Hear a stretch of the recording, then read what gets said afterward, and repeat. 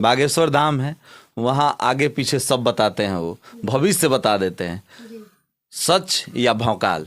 श्री पूज्य श्री बागेश्वर धाम वाले सरकार हैं, तो लोग उनके पास अपने बातों को लेकर के जाते हैं कि मेरा मन नहीं लगता गृहस्थ धर्म में। नमस्कार दोस्तों, आज हम लोग मधुबनी प्रखंड के और ये तमकुआ पंचायत है और हमारे साथ हैं आज एक कथावाचक जिनका नाम है पंडित कंचन किशोरी। इनसे बात करेंगे और जानेंगे कि अपने प्रोफेशन में क्या क्या किस तरह से लोगों को प्रेरित करती हैं और इनका मोटिव क्या रहता है। सबसे पहले हमारे चैनल में बहुत बहुत आपका स्वागत है। जी धन्यवाद। क्या कहेंगी आप एक कथावाचक हैं जी, किस तरह आप लोगों को मोटिव करती हैं और क्या आपका क्या मोटिव है? जी मैं कथा करती हूँ जी, श्री राम कथा, श्रीमद् भागवत कथा, श्री ठाकुर जी के गुणानुवादों का गायन करती हूँ। जी, और मैं लोगों तक बताती हूँ कि हमारे श्री ठाकुर जी किस प्रकार से अपने जीवन को जिए, किस प्रकार से लोगों में बदलाव लाएं। वहीं मैं श्री ठाकुर जी के माध्यम से उनके शास्त्रों को पढ़ती हूँ, हमारे श्री ठाकुर जी कैसे किए, और मैं लोगों तक पहुँचाती हूँ कि अपने जीवन को कैसे सुखी बनाएं। इस समय हर एक मनुष्य दुखित रह रहा है। जी, अब दुखी क्यों हो रहा है कि दूसरे किसी के तरक्की को देख करके। जी, तो हमारे श्री ठाकुर जी बताते हैं कि हमें अपने जीवन को कैसे अच्छे तरीके से जीना चाहिए, ना कि जीवन एक दुखालय है जी। और जीवन में हमेशा दुख आती ही रहती है। दुख की एक अच्छी बात है कि दुख चला जाता है। जी दुख जो होता है कुछ समय के लिए होता है। जी, सुख और दुख दोनों साथ रहती है। एक और चीज पूछना चाहेंगे, सबसे पहले आपके बारे में जानना चाहेंगे कि आप क्या हैं, मतलब कितनी तक पढ़ी हैं, आगे क्या करना चाहती हैं? जी, मैं कथा करती हूँ अभी, जी, और मेरा अध्ययन श्री राम वृंदावन से हुआ है, श्री भागवत कथा की। जी, और मैं श्री राम कथा श्री धाम अयोध्या से पढ़ी हूँ। जी, और अभी कॉलेज यहीं पे चला है, पडरौना से जी, इंटर कंप्लीट हुआ है। और अभी मेरा विद्यालय चल रहा है बनारस से। जी, विद्यालय का नाम है नंदलाल बाजोरिया संस्कृतम महाविद्यालय, साहित्य से है। जी, कालिदास इत्यादि जो कवियाँ होते हैं जी, उन्हीं के द्वारा रचित ग्रंथों का अध्ययन भी चल रहा है। जिस तरह से आप इस प्रोफेशन में आई हैं, ये इसमें आप क्या क्या करती हैं? जैसे भूत भी छुड़ाना, जी या सिर्फ लोगों को मोटिव करना, या सिर्फ ग्रंथों की बातें बताना? जी, मैं ग्रंथों की बात बताती हूँ। जी, जी, और ये जो झाड़ फूंक भूत वगैरह वाला ये सिस्टम नहीं चलता है मेरे पास, मुझे नहीं आता है ये सब, नहीं मैं इसमें कुछ मुझे नॉलेज है जी, और ना ही विश्वास है। और जिस कार्य में विश्वास ना हो जी। उस कार्य को हम कैसे कर सकते हैं? तो ये एक सब चीज इसी पे आपको एक चीज पूछेंगे। बागेश्वर धाम है, वहाँ आगे पीछे सब बताते हैं, वो भविष्य बता देते हैं। सच या भौकाल आपकी नजर में? देखिए, वो एक संत हैं। नहीं, सच या भौकाल? ये तो मैं नहीं बता सकती ये सच है या भौकाल है, जी, क्योंकि मुझे इस बारे में आपसे मैं पहले ही बताई कि मुझे इस बारे में भी कुछ नहीं पता है। और लगता क्या है, आपका अनुभव बताइए। अब वो कर रहे हैं तो एक संत हैं, जी, और संत कभी गलत नहीं करेगा या फिर वो दिखावे का काम नहीं करता है, तो सत्य ही करते होंगे। क्योंकि मैं अभी तक उनसे आज तक मिली नहीं हूँ, नहीं उनके पास गई हूँ। अच्छा, इतना सारा हो गया, नोटबंदी हो गया अचानक, प्रधानमंत्री मोदी जी ने कह दिया कि नोट बंद, और सब आगे पीछे सब जानते हैं, इतने महापुरुष हैं, हर धर्म में हैं, किसी को पता नहीं चला कि प्रधानमंत्री जी नोट बंद करने वाले हैं। तो इन लोग का विद्या उस टाइम पे कहाँ गया? इसीलिए आपसे पूछ रहे हैं, सच या भौकाल? तो ये मुझे नहीं पता कि वो जाने लोग या नहीं जाने लोग, जी, क्योंकि मैं बता तो रही हूँ इस बात पे मुझे नहीं विश्वास है। तो वो अब उनकी तो जैसे मुझे विश्वास नहीं तो भौकाले लगता है, आपको क्या लगता है? नहीं, ये भौकाल मुझे नहीं लगता है। किसी की आस्था है। जी, जी। आपको लगता है कि लोगों की आस्था है और उन तक लोग पहुंचते हैं। जी जी किसी के पास वो नहीं आते हैं। जी, उनके पास लोग जाते हैं अपनी इच्छाओं को लेकर के जी। और पूज्य श्री जी उनका समाधान करते हैं। और क्या कहेंगे, आपके मम्मी पापा क्या करते हैं, आपके भाई वगैरह क्या करते हैं? मेरे जो भाई हैं उनका नाम है विवेक दुबे।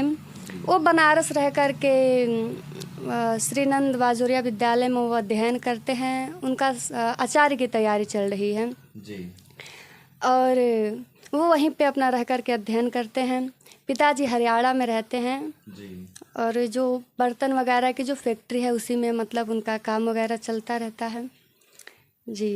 और माता इसी जी से गृहस्थी चल रही है। अभी आपको आगे क्या करना है, क्या चाहती हैं आप, आपकी ख्वाहिश क्या है, और एक्चुअल में आप लोगों को जिस तरह से सही रास्ता दिखाना है, ये रास्ते पे चलना चाहती हैं या भौकाल वाले रास्ते पे चलना चाहती हैं? देखिए, मैं चाहती हूँ कि मैं श्री ठाकुर जी के गुणानुवादों का गायन करूं और मैं अपने जो हमारा जो धर्म है, अपने जो हमारे इस पृथ्वी पे जितने लोग, उन लोगों को बताऊं कि हमारे श्री ठाकुर जी किस प्रकार से रहे हैं। वह भगवान बन कर के भी आए थे और भगवान बन कर के भी रहे हैं, और एक पुरुषोत्तम भगवान श्री राम जो मनुष्य का रूप धारण करके मनुष्य को कैसे करना चाहिए वो बन कर के वो धरती पे स्वयं आ कर के रहे हैं। तो मैं यही बताना चाहूँगी लोगों को कि ग्रंथों के बारे में बताऊँगी, श्री ठाकुर जी के कथाओं को बताऊँगी, वो कैसे अपने जीवन को यापन किए, ना कि भौकाल वगैरह। अच्छा, एक चीज कंचन जी, आपसे एक और चीज पूछेंगे। मान लीजिए आप कहीं कथा कर रही हैं, किसी को भूत उपट गया, किसी महिला का, तो अगर आप वहां पे प्रार्थना कर दी और ठीक हो गया तो उसको पहली क्या बात कहेंगे ये आप? कि वो कथा है जी। और जिस जहाँ श्री ठाकुर जी के कथाओं का गुणानुवादन चलता है वहाँ पे भूत आ ही नहीं सकता, क्योंकि श्रीमद् भागवत महापुराण में एक कथा आती है धुंधकारी की, जो जीवन प्रयत्न केवल जीवन भर अपना पाप ही पाप किया था। अब बागेश्वर धाम में तो उतने, मान लीजिए वहां पे तो वो अपने भगवान को प्रॉपर हनुमान जी को मानते हैं और वहां पे तो भूत भी खिलाया जाता है, तो वहां कैसे चले आते हैं? तो देखिए, जो भूत वहाँ पे, वहाँ की सिस्टम मुझे नहीं पता है कि वहाँ की सिस्टम कैसे है, लेकिन कि अचानक आकर के वहाँ पे भूत उपट जाता है, या फिर वह दूर से आते हैं, रास्ते में भूत वो पहले घर से हुआ होगा, फिर आते होंगे वहाँ पे तो वो समाधान करते होंगे, क्योंकि वहाँ पे देखिए श्री ठाकुर जी हैं, भगवान जी हैं और उनके ऊपर श्री बालाजी की कृपा भी बहुत है। तो अनदर मतलब घर से या फिर अन्यत्र जगहों पर ऐसा भूत वगैरह का सिस्टम हुआ होगा, मतलब उपटा हुआ होगा, तो आते होंगे और श्री ठाकुर जी की कृपा होती है तो उसे बागेश्वर धाम में ठीक हो जाती है। देखिए, ये चीज आपसे बार बार हम लोग इसलिए कह रहे हैं, आने वाला जनरेशन आप लोग हैं, इस देश को और धर्म को कहीं ना कहीं आप लोग एक दिशा पे ले जाएंगे, तो इसीलिए ये बात आप लोग को बताना जरूरी है कि जो चल रहा है वो क्या चल रहा है या और क्या आप करने वाले हो, क्योंकि आगे बढ़ने के लिए रास्ते बहुत होते हैं अलग अलग चलने के लिए, लेकिन मार्गदर्शन करने वाले बहुत कम होते हैं। जैसे प्रेमानंद बाबा हैं, उनकी बातें हमें भी अच्छी लगती है, शायद आपको भी अच्छी लगती होंगी, और भी बहुत सारे लोग हैं, अपने यूपी बिहार के लोग जाते हैं, हम उनका नाम नहीं जानते हैं, उनके यहाँ जाते हैं, कहते हैं हमारा मन नहीं लगता है काम में, तो बोलते हैं ये करिए वो करिए, और उनके पास लोग जाते हैं। तो वो ये जाते हैं अपने मन की आस्था को लेकर के पूज्य श्री जी के पास, तो बताते हैं, वो तो हमेशा श्री राधा रानी में लीन रहते हैं, और मानना ये भी है कि श्री राधा रानी साक्षात उनके ऊपर कृपा करती है, वो वही भगवान है, समझिए वही भगवान है।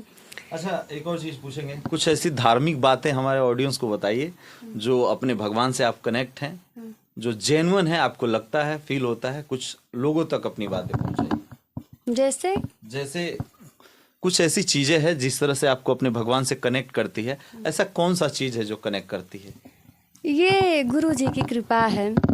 गुरु जी, ये मैं बहुत छोटी थी, मुझे अभी ये ज्ञात नहीं था कि मैं क्या करूँ अपने जीवन में, मुझे कैसे करना। पहले तो मैं जानती थी, वो मतलब मेरी इच्छा थी कि मैं SHO बनूँ, पुलिस की जो होती है ना SHO बनूँ, और मैं चाहती थी, और उसमें मैं कई बार फॉर्म डालने के लिए भी गई, लेकिन नहीं हुआ। मैं फॉर्म डाली लेकिन नहीं हो पाया, कभी उम्र की, हाँ उम्र कम है तो नहीं कर पाए लोग, और मैं बहुत बार कोशिश की, लेकिन मुझे लगता था कि श्री ठाकुर जी अपने तरफ बुला रहे थे मुझे, और ऊपर से गुरु कृपा, गुरु जी आए, बोले कि मैं तुम्हें कथा पढ़ाऊँगा, तो मैं बोली कि ठीक है।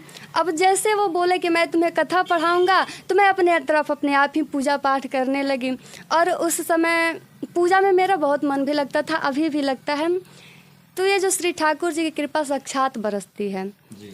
या फिर वो गुरु रूप में स्वयं आते हैं, या फिर कोई इशारा देते हैं ताकि वे हमारे तरफ आए। तो जिसे श्री ठाकुर जी अपनाना चाहते हैं उसे स्वयं अपने आप बुलाते हैं। कई लोग गृहस्थ, अभी आप बताएं कि कुछ लोग होते हैं, श्री जो पूज्य श्री प्रेमानंद जी महाराज हैं, या श्री पूज्य श्री बागेश्वर धाम वाले सरकार हैं, तो लोग उनके पास अपने बातों को लेकर के जाते हैं कि मेरा मन नहीं लगता गृहस्थ धर्म में।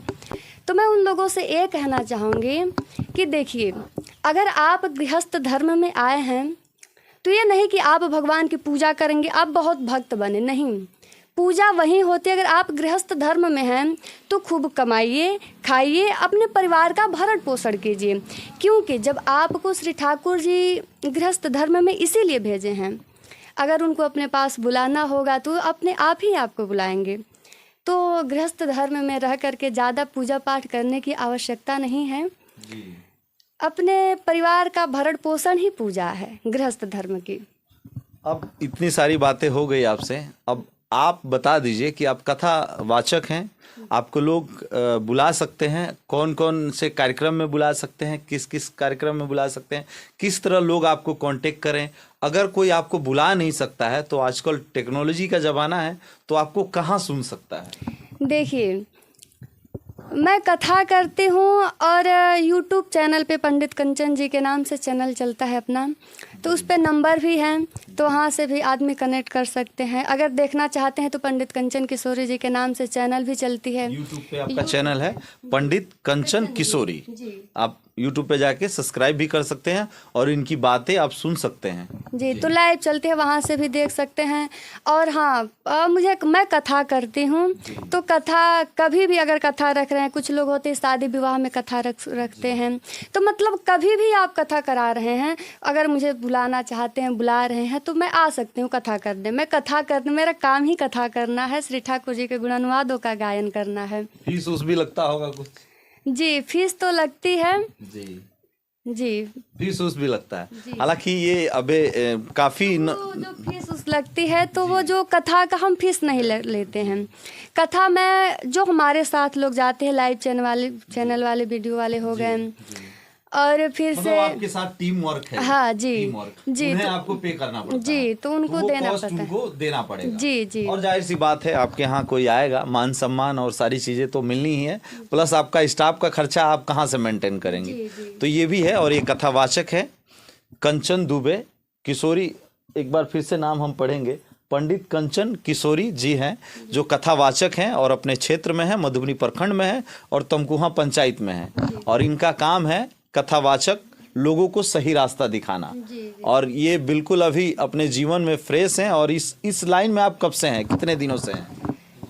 अभी देखिए, मैं कथा तो अभी मैं दो साल से कर रही हूँ। और रही भक्ति मार्ग में आना, तो मैं बहुत पहले से, वो मुझे खुद ही याद नहीं है कि मैं कब से भक्ति लाइन में आई हूँ। जी। ये आपने भगवान से बहुत पहले कनेक्ट हो गए। एक और चीज कहेंगे आपसे, मिस हो गया था, आजकल कथावाचक के रेट बहुत तगड़े हैं, कोई करोड़ों में जाता है, कोई लाखों में जाता है।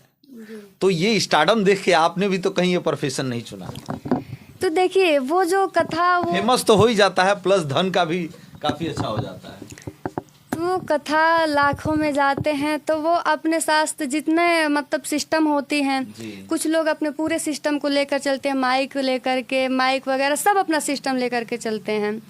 तो अब जितना साथ में सिस्टम रहेगा, उसका सब तो पैसा पे करना ही पड़ेगा। वो तो ठीक है, लेकिन एक अलग से स्टारडम भी मिलता है सरकार की तरफ से। उन्हें एक स्पेशल जो होता है, एक 25 लोगों की टोली होती है, जो उसे बोला जाता है, देखिए मैं उसको भूल रहा हूँ, उनको पूरा सिक्योरिटी तगड़ा दी जाती है भारत सरकार के द्वारा। वो कोई भी सरकार हो, ऐसा नहीं है कि मोदी जी के टाइम पे या उनके टाइम पे, सबको मिलता है। तो वो जो दिख रहा है, उसका स्टारडम भी लोग उसको चकाचौंध होके भी इस लाइन को चुनेंगे कि ताकि हम बेहतर जाएं, इसमें भविष्य दिखता है आगे बढ़ने का। देखिए, इसमें आगे बढ़ने का कोई, देखिए अभी तो आजकल बहुत कथावाचक हो गए, क्या सभी लोग आगे बढ़े हैं? सभी लोग नहीं आगे बढ़े हैं, वो दिखे हैं। जो आगे बढ़े हैं वो दिखे हैं, लेकिन अपने तरफ ठाकुर जी उनको बुलाना चाहते हैं, तभी तो वो आगे बढ़े। आजकल देखें तो बहुत कथावाचक हैं, हजारों में कथावाचक हैं।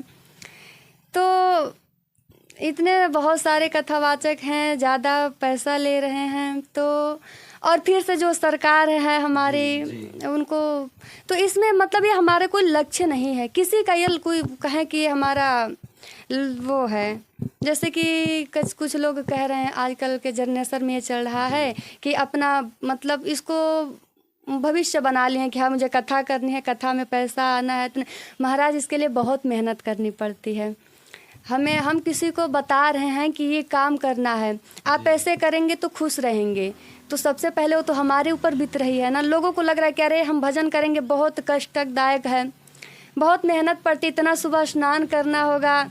तो महाराज पहले तो हम भी तो स्नान उतना सुबह उठ करके करें, हम भी तो उस कष्ट को सह रहे हैं।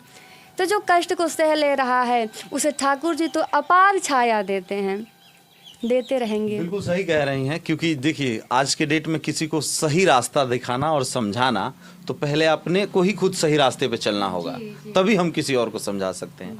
सबसे पहले ये बता दीजिए कि जो लोग आपको बुक करेंगे वो कौन से नंबर पे आपको बुक करेंगे? देखिए नंबर है 7766883571। जी एक और नंबर यहाँ पे दिया हुआ है। जी हाँ, एक और है यहाँ पे जी 8210806590। जी, इस पे भी कनेक्ट आदमी कर सकते हैं सकते हैं और इन्हें संपर्क कर सकते हैं। खास करके तमकुहा के हैं और मधुबनी प्रखंड के हैं। और जब भी आपके अगर कुछ कार्यक्रम हो, अगर लगे कि ये इनको बुलाना है पंडित कंचन किशोरी जी को, तो ज़रूर बुलाएं और इन्हें एक बार मौका दें और मार्गदर्शन जो भी ये देंगी सही देंगी। अभी तक हम लोग इनसे बात किए हैं, काफ़ी अनुभव किए हैं। एक और चीज़ आपसे कहना चाहेंगे, मिस कर गए थे, आप ऑफ कैमरा नहीं बोलती हैं, ऑन कैमरा करेक्ट बोलती हैं। मतलब सारी बातें आप पहले सुनती हैं, सुनना ज़्यादा पसंद करती हैं। जी और उसके बाद जब भी हम देखें आपका इंटरव्यू तो आपका एक अलग रूप है, यानी जैसे आप स्टेज पे बैठ के लोगों को समझाती हैं तो फॉर्म में रहती हैं, उसी तरह सेम आपका अभी हम देखे हैं कि एकदम। तो जी सबसे पहले सुना जाता है। हम अपने जीवन में सबसे पहले मतलब पहले तो पता नहीं, लेकिन अब जब से मतलब मुझे लगा है कि हाँ मैं बहुत लोग कथावाचक लोग जो हैं उनकी कथाओं को सुनती हूँ, उनको श्रवण भी करती हूँ, अपने जीवन में उतारती भी हूँ। तो सबसे पहले सुनते हैं, सुनना भी चाहिए सबसे पहले कि अगला क्या कह रहा है, हम उसको समझते हैं, फिर उसका जवाब देते हैं या फिर बताते हैं। बहुत बहुत धन्यवाद। मधुबनी प्रखंड के तमकुहा पंचायत में रहती हैं और इन्हें बुक करना है तो जो नंबर दिए गए हैं उस पर कॉल करिए। जय हिंद।